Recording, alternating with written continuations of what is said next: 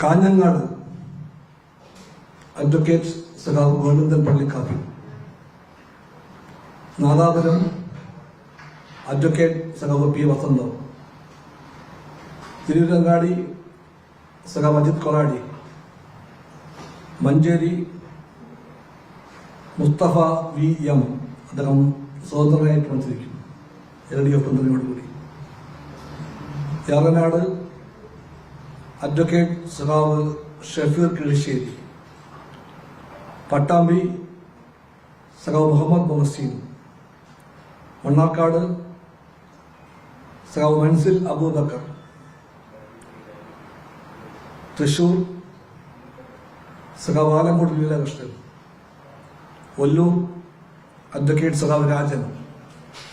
നാട്ടിക സഖാവ് ഗീത ഗോപി, കയ്പമംഗലം സഖാവ് കെ